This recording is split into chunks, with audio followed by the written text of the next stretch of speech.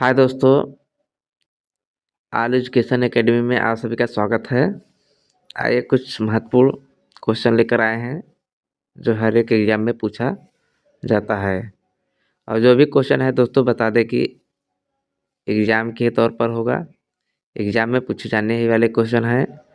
तो दोस्तों क्या कहते हैं, क्वेश्चन को देख लेते हैं। क्वेश्चन नंबर पहला हमारा क्या है, ऑक्सीजन ऑक्सीकरण अभिक्रिया में होता है। जो ऑक्सीकरण अभिक्रिया में होता है तो क्या होता है देखा जाए, इसमें से राइट आंसर देखा जाए तो राइट आंसर हमारा अगर ऑप्शन में से देखा जाए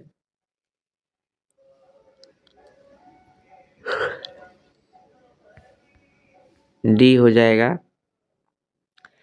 यानी कहा जाए तो ऑक्सीजन का जुड़ना, ऑक्सीजन का क्या होगा, जुड़ना। इसका राइट आंसर हमारा क्या हो जाएगा, डी हो जाएगा। क्वेश्चन नंबर अगला देख लेते हैं।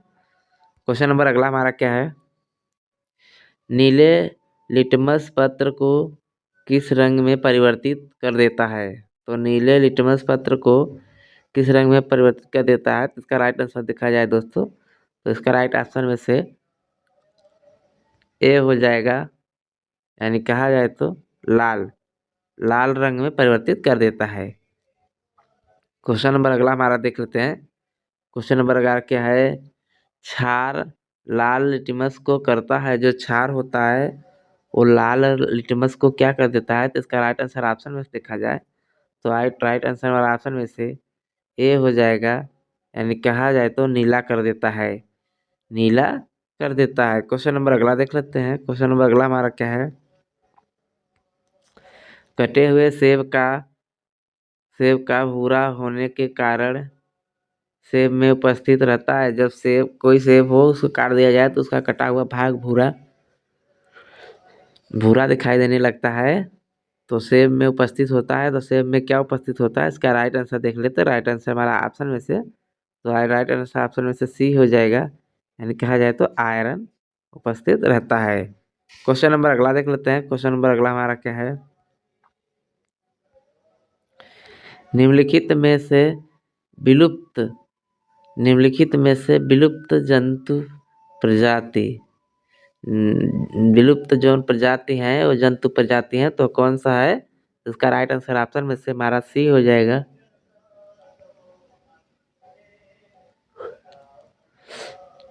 डोडो पक्षी जो है ये विलुप्त जंतु प्रजाति है। क्वेश्चन नंबर अगला देख लेते हैं। क्वेश्चन नंबर अगला हमारा क्या है, कायिक जनन पाया जाता है। दोस्तों जो कायिक जनन होता है वो पाया जाता है, तो इसका राइट आंसर अगर ऑप्शन में से देखा जाए तो ऑप्शन में से हमारा हो जाएगा सी। यानी कहा जाए तो आलू में पाया जाता है कायिक जनन। क्वेश्चन नंबर अगला देख लेते हैं। क्वेश्चन नंबर, नर और मादा युग्मक के संयोजन को कहते हैं। तो क्या कहते हैं, इसका राइट आंसर देखा जाए ऑप्शन में से देखा जाए राइट आंसर, तुम्हारा राइट आंसर ऑप्शन में से डी हो जाएगा। यानी कहा जाए तो निषेचन कहा जाता है। क्वेश्चन नंबर अगला देख लेते हैं। क्वेश्चन नंबर अगला हमारा क्या है, एक लिंगी पुष्प कौन सा है।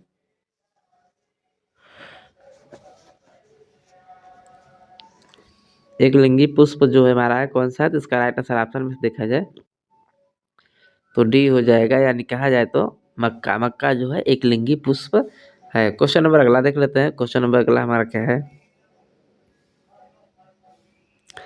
द्विलिंगी पुष्प निम्नलिखित में से कौन सा है। तो द्विलिंगी पुष्प देखा जाए तो निम्नलिखित में से कौन सा है, तो इसका राइट आंसर ऑप्शन में से राइट आंसर हमारा हो जाएगा बी। यानी कहा जाए तो सरसों जो है द्विलिंगी पुष्प है। क्वेश्चन नंबर अगला देख लेते हैं। क्वेश्चन नंबर अगला हमारा क्या है, रक्त प्लाज्मा में जल की लगभग मात्रा कितनी होती है। रक्त प्लाज्मा में अगर जल का मात्रा देखा जाए तो लगभग कितनी होती है, तो इसका राइट आंसर ऑप्शन में से हमारा राइट आंसर ऑप्शन में से सी हो जाएगा। यानी कहा जाए तो 90% लगभग होती है। क्वेश्चन नंबर अगला देख लेते हैं। क्वेश्चन नंबर अगला हमारा क्या है,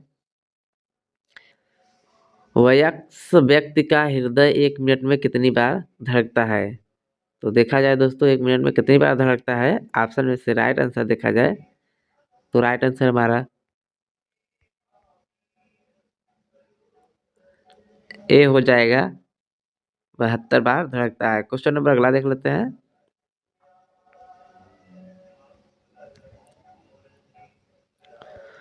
क्वेश्चन नंबर अगला क्या है? लाल लाल रक्त कणिकाओं को निम्न में से किस नाम से जाना जाता है? तो लाल रक्त कणिकाओं को निम्न में से किस नाम से जाना जाता है? तो इसका राइट आंसर ऑप्शन में से देखा जाए दोस्तों, तो ऑप्शन में से हमारा राइट आंसर हमारा डी हो जाएगा। यानी कहा जाए तो RCB, RCB, RCB कहा जाता है। क्वेश्चन नंबर अगला देख लेते हैं। एनीमिया रोग होने पर शरीर में किस चीज की कमी हो जाती है? दोस्तों जो एनीमिया रोग होता है, इसके होने से शरीर में किस चीज की कमी हो जाती है? तो इसका राइट आंसर देखा जाए तो इसका राइट आंसर ऑप्शन में से हमारा ए हो जाएगा। यानी कहा जाए तो हीमो रक्त में हीमोग्लोबिन की हीमोग्लोबिन की कमी हो जाती है। रक्त में हीमोग्लोबिन की क्या हो जाती है? कमी हो जाती है। क्वेश्चन नंबर अगला देख लेते हैं।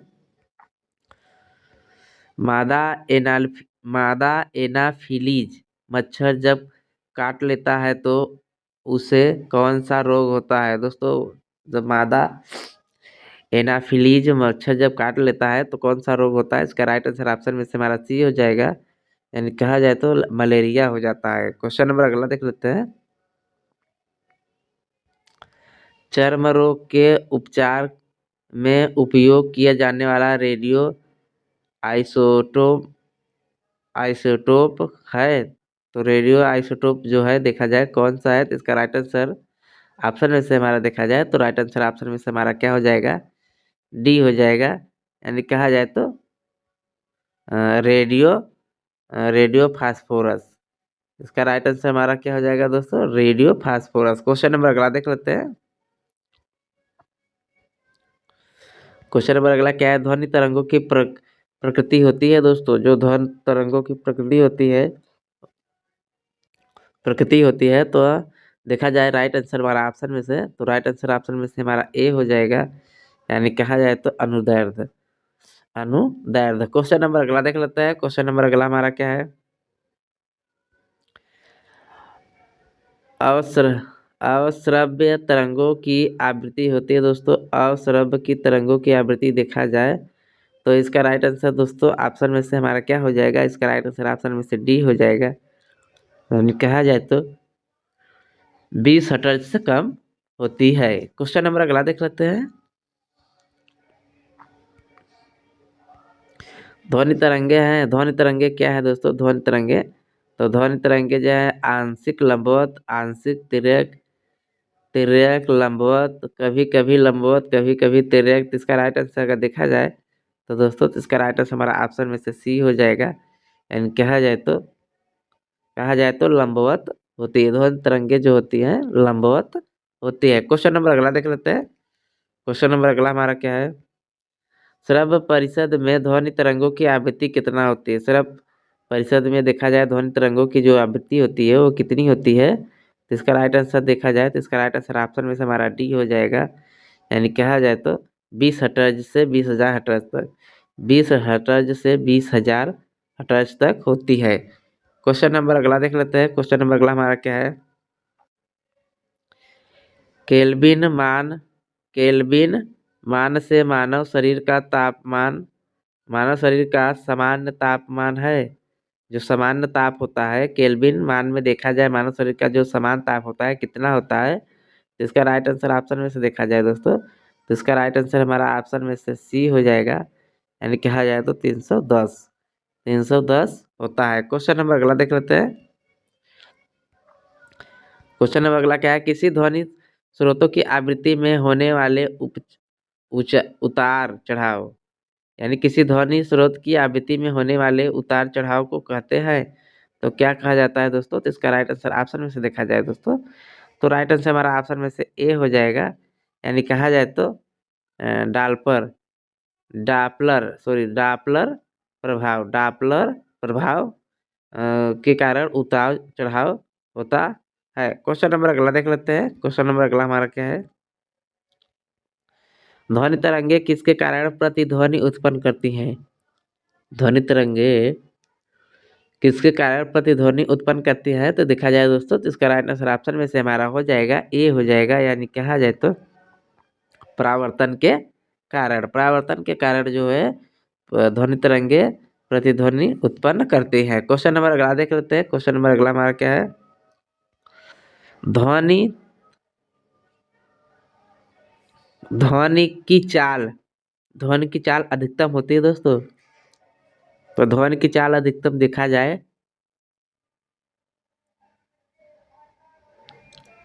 तो इसका राइट आंसर ऑप्शन में से हमारा क्या हो जाएगा? सी हो जाएगा, यानी कहा जाए तो इस्पात में जो होती है ध्वनि की चाल अधिकतम होती है। क्वेश्चन नंबर अगला देख लेते हैं।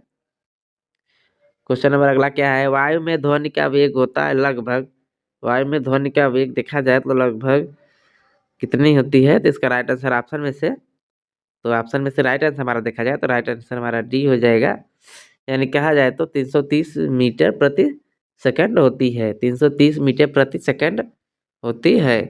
क्वेश्चन नंबर अगला देख लेते हैं। क्वेश्चन नंबर अगला हमारा क्या है? किस रूप में पची हुई प्रोटीन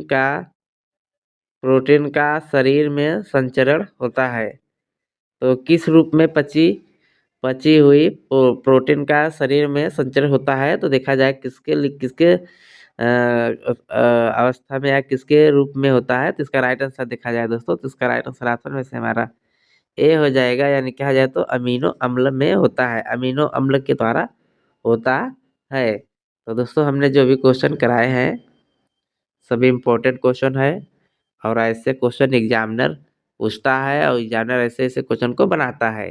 तो दोस्तों बता देते हैं कि अगर हमारे चैनल पे आप नए हो तो हमारे चैनल से जुड़ जाइए और हमारे बेल आइकन को जरूर दबा लें, जिससे कि हमारे जो भी वीडियो हो आपके पास पहुंच सके। तो दोस्तों आज के लिए इतना ही, फिर अगले वीडियो में लेकर मिलते हैं दोस्तों। धन्यवाद।